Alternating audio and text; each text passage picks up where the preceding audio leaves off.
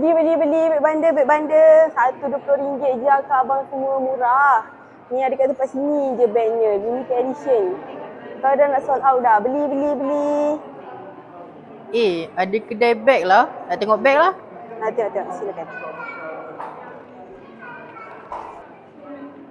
Wah, cantiknya beg ni. Warna biru. Nak kata dengan aku kau nak beli? Oh, masalahnya? Kau bukan baru lepas beli beg baru minggu lepas? Aku ada duit lah, kau jangan risau. Engkau lah. Kak, ni satu lah.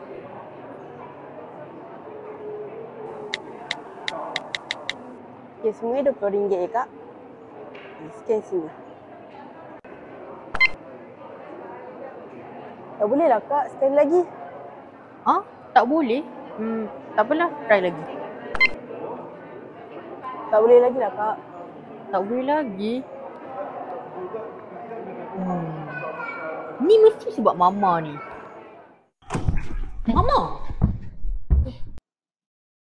Kamu ni dah kenapa? Mama, kenapa blok Kak Yana? Minggu lepas je kau dah spend RM400 dekat kad kredit Mama.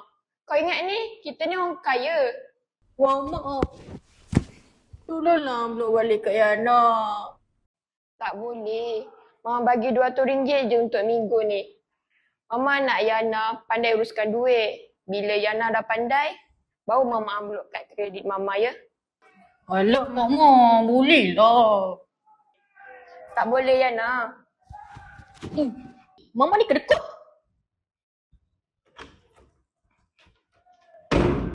Haish.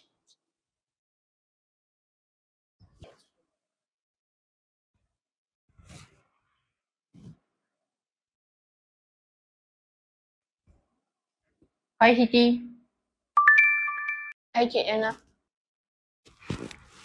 Boleh tak bagi tahu saya cara nak simpan duit? Baik Cik Yana, ni cara-cara untuk uruskan duit. Guna sistem sumpul surat bagi duit ikut kategori seperti makanan, minyak, kerja, universiti dan sebagainya dalam sampul berlainan.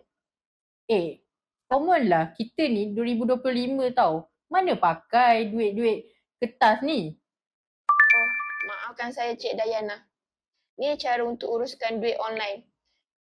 Guna 2 akaun bank, satu untuk belanja dan satu lagi untuk simpanan. Guna function auto transfer ke akaun simpanan setiap bulan. Sila automatikkan jika Yana tak sempat fikirkan pun nak belanja duit tu. Okey. Terima kasih Siti. Baik Cik Yana, saya sedia membantu Cik Yana. Suara chat. Dia nak apa ni?